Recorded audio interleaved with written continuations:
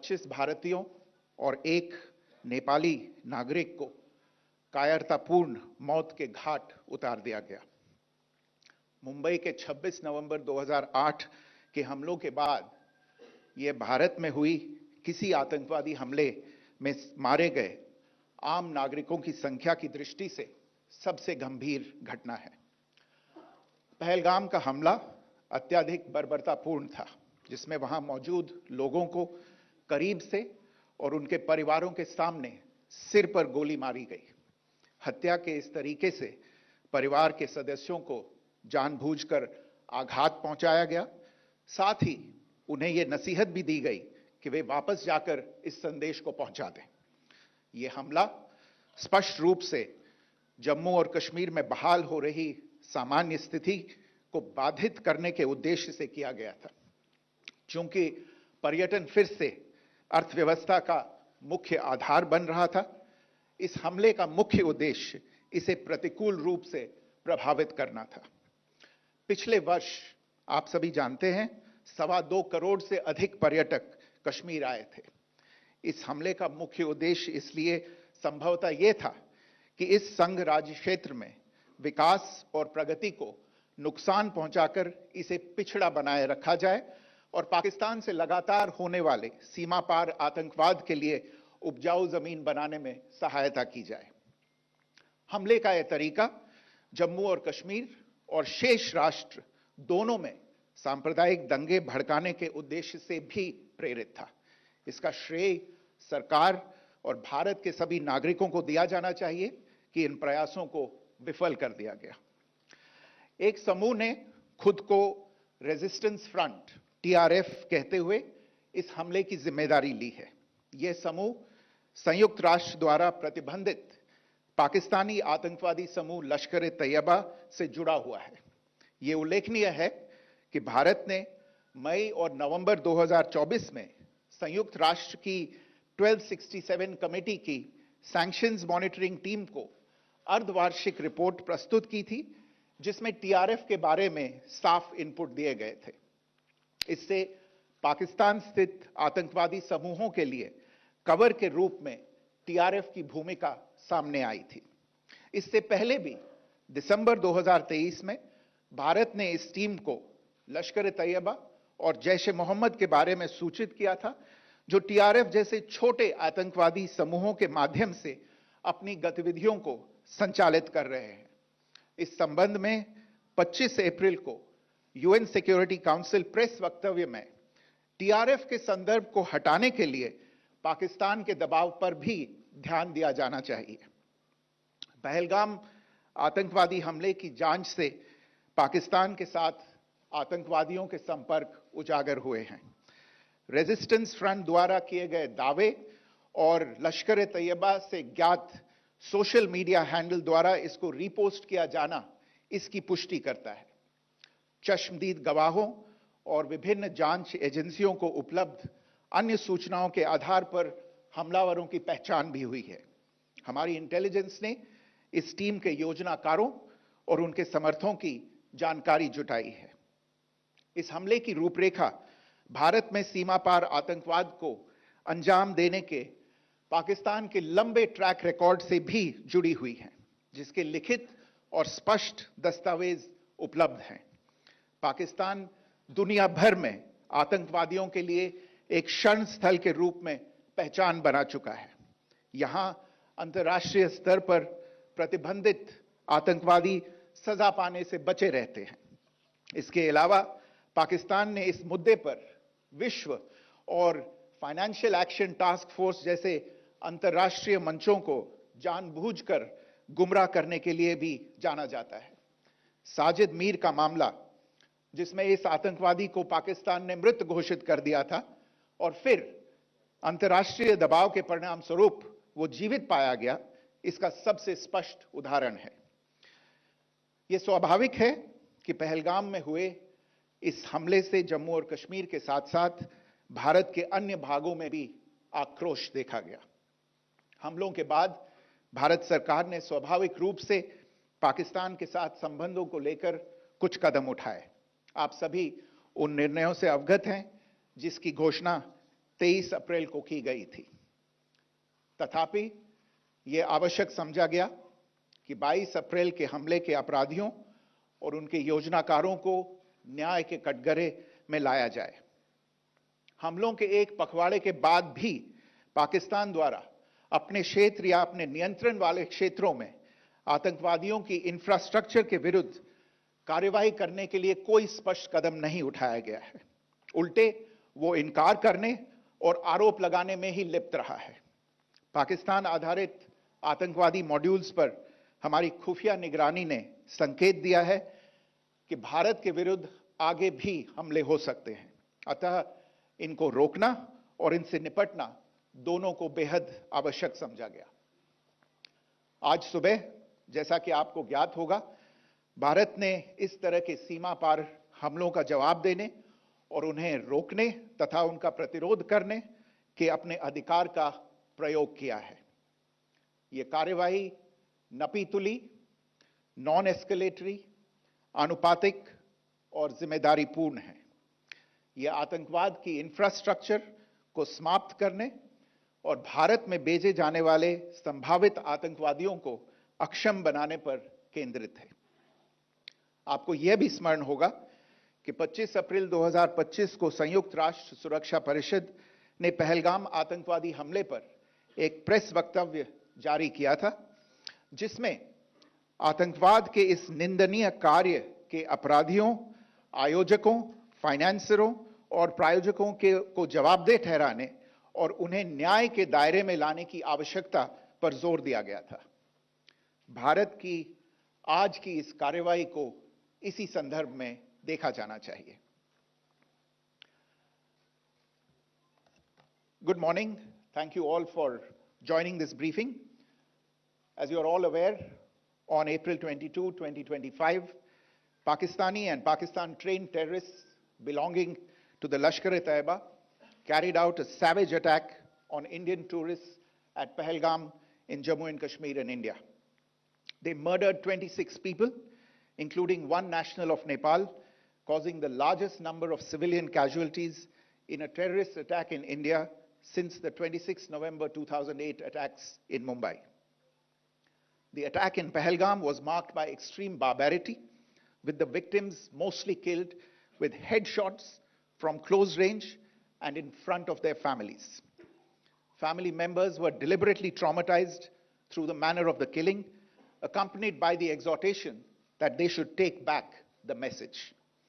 The attack was clearly driven by the objective of undermining the normalcy returning to Jammu and Kashmir.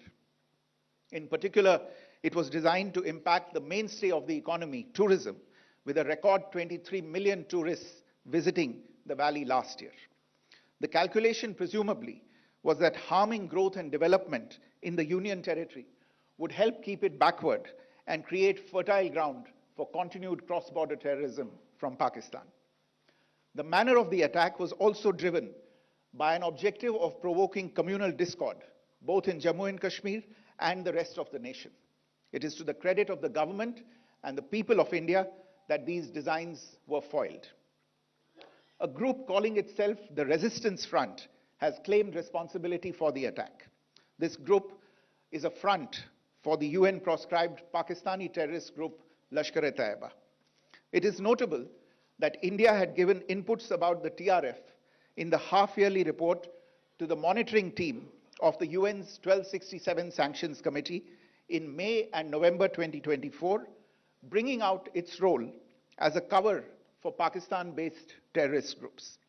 Earlier too, in December 2023, India had informed the monitoring team about Lashkar and Jaish-e-Mohammed operating through small terror groups such as the TRF. Pakistan's pressure to remove references to TRF in the April 25 UN Security Council press statement is notable in this regard. Investigations into the Pahalgam terror attack have brought out the communication notes of terrorists in and to Pakistan. The claims made by the Resistance Front and their reposting by known social media handles of the Lashkar-e-Taiba speak for themselves. Identification of the attackers based on eyewitness accounts as well as other information available to law enforcement agencies has also progressed.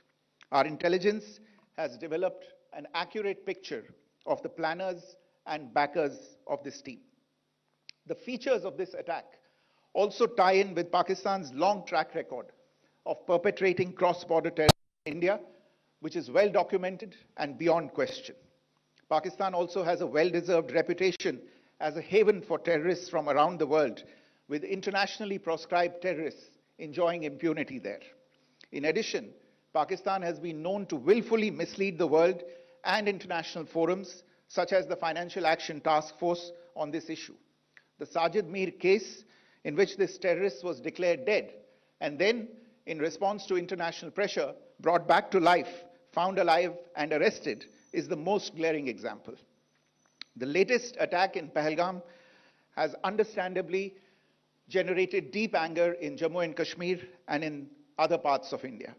Following the attacks, the government of India naturally responded with a set of initial measures relating to our engagement with Pakistan. You're all aware of the decisions that were announced on the 23rd of April. However, it was deemed essential that the perpetrators and planners of the 22nd April attack be brought to justice. Despite a fortnight having passed since the attacks, there has been no demonstrable step from Pakistan to take action against the terrorist infrastructure on its territory or on territory under its control. Instead, all it has indulged in are denials and allegations. Our intelligence monitoring of Pakistan-based terrorist modules indicated that further attacks against India were impending. There was thus a compulsion both to deter and to preempt. Earlier this morning, as you would be aware, India exercised its right to respond and preempt, as well as deter more such cross-border attacks. These actions were measured, non-escalatory, proportionate, and responsible. They focused on dismantling the terrorist infrastructure and disabling terrorists likely to be sent across to India. You would also recall that the Security Council on 25th April 2025 had issued a press statement on the Pahalgam terror attack, underlining, and I quote, the need to hold perpetrators, organizers, financiers, and sponsors of this reprehensible act of terrorism accountable and bring them to justice, unquote. India's latest actions should be seen in this context.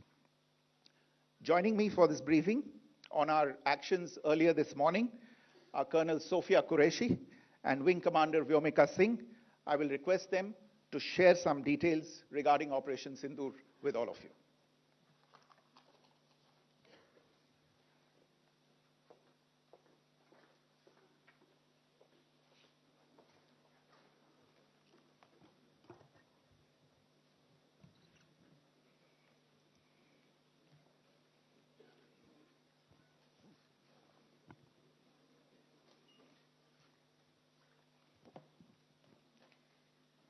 सुप्रभात देवियों और सज्जनों, मैं colonel Sophia Qureshi और मेरे साथ wing commander Vyomika Singh आज आपको 6 से 7 मई 2025 की रात 1:05 से 1:30 बजे के बीच भारतीय सशस्त्र बलों द्वारा अंजाम दिए गए ऑपरेशन सिंदूर के बारे में जानकारी देंगे। ऑपरेशन सिंदूर 22 अप्रैल को पहलगाम में हुए विभत्स आतंकवादी हमले के शिकार मासूम नागरिकों व उनके परिवारों को न्याय देने के लिए लॉन्च किया गया था। इस कार्रवाई में 9 टेररिस्ट कैंप्स को टारगेट किया गया और पूरी तरह से इसे बर्बाद किया गया। पाकिस्तान में पिछले 3 दशकों से टेरर इंफ्रास्ट्रक्चर का निर्माण हो रहा है। इसमें recruitment, indoctrination centres, training areas व लॉन्च पैड शामिल थे, जो पाकिस्तान और पाक अधिकृत जम्मू कश्मीर POJK दोनों में फैले हैं।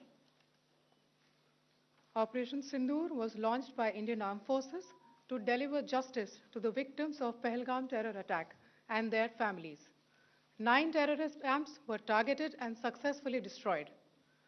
Over the last 3 decades, Pakistan has systematically built terror infrastructure.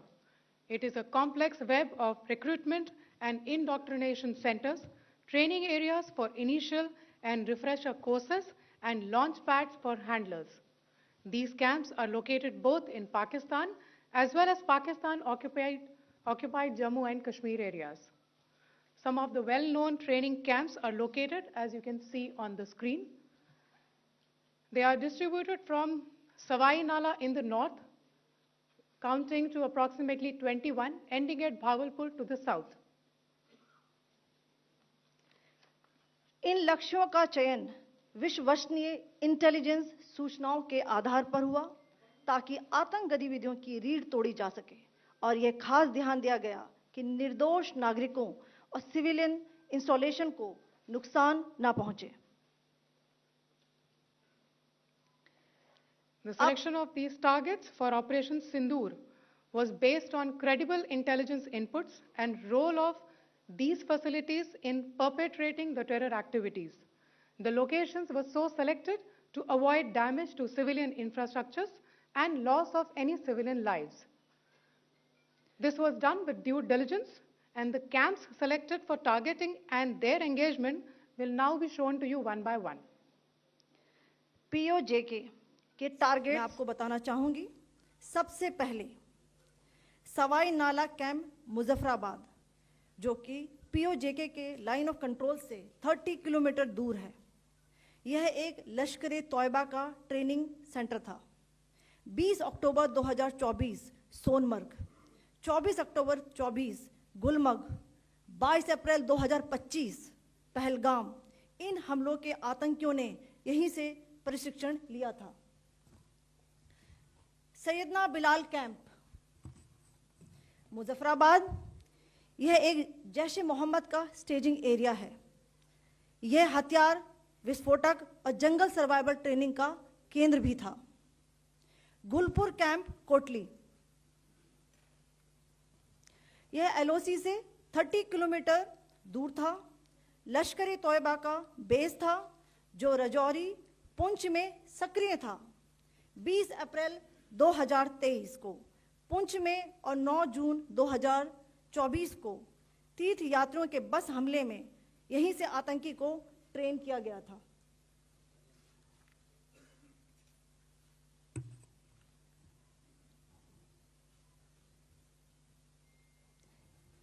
Barnala camp बिंबर, ये LOC से 9 किलोमीटर दूर है. यहां पर हथियार, हैंडलिंग, IED व जंगल सर्वाइवल का प्रशिक्षण केंद्र था. अब्बास कैंप कोटली,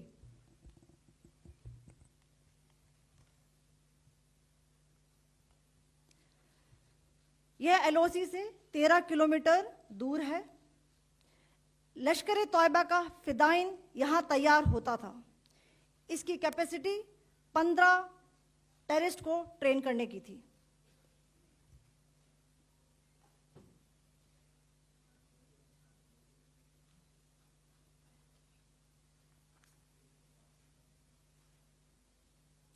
अब मैं पाकिस्तान के अंदर के टारगेट से अवगत कराना चाहूंगी. पहला, सर्जल कैंप सियालकोट, यह अंतर्राष्ट्रीय सीमा से 6 किलोमीटर की दूरी पर है, सांबा कठुआ के सामने.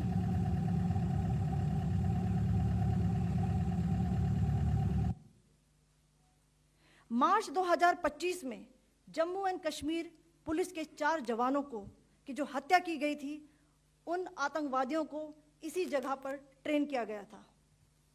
दूसरा, महमूना जाया कैंप सियालकोट, यह 18 से 12 किलोमीटर IB से दूर था.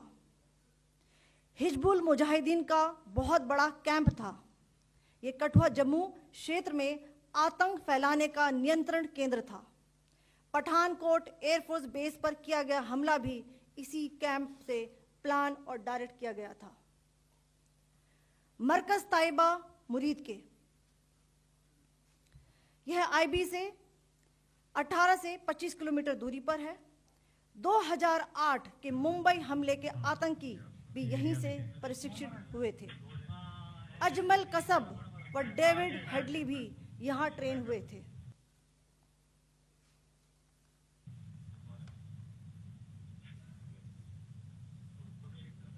आगे दूसरा आया।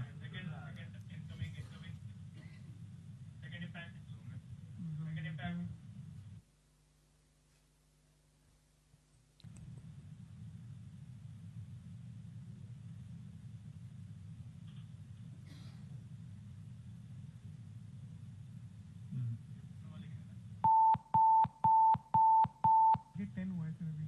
टारगेट 10 हुआ, एंक्लोजर सेम ही है। 7 it is hit the target. हाँ हाँ।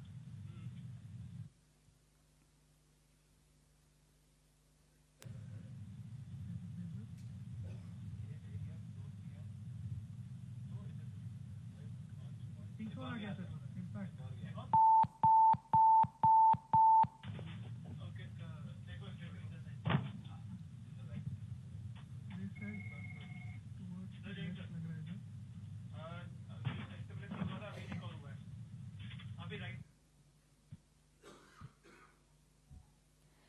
मरकज सुभान अल्लाह भावलपुर ये इंटरनेशनल बाउंड्री से 100 किलोमीटर दूर है। जैश ए मोहम्मद का मुख्यालय था। यहाँ पर रिक्रूटमेंट, ट्रेनिंग व इंडॉक्ट्रिनेशन का केंद्र भी था। शीर्ष आतंकी अक्सर यहाँ आते थे। मैं आप सबको बताना चाहती हूँ कि किसी भी सैन्य ठिकाने का निशाना नहीं बनाया गया और अभी तक किसी तरह की नागरिक क्षति की रिपोर्ट नहीं है। धन्यवाद। जय Hind. The strike on the terror camps were undertaken through precision capability, as shown to you. A niche technology weapons with careful selection of warheads was ensured so that there will be no collateral damage. The point of impact in each of the target was a specific building or a group of buildings. All the targets were neutralized with clinical efficiency, and the results reiterate the professionalism of the Indian Armed Forces in the planning and execution of their operations. No military establishments were targeted. India has demonstrated considerable restraint in its response. However, it must be said that the Indian Armed Forces are fully prepared to respond to Pakistani misadventures, if any, that will escalate the situation. Jai Hind, and thank you very much. Ladies and gentlemen, friends in the media, I ask your indulgence today in view of the fact that this is still an evolving situation. We will therefore not be able to take questions and answers today, but we will come back for more updates and more briefings shortly. Thank you all very much for joining us this morning. Thank you. Jai Hind.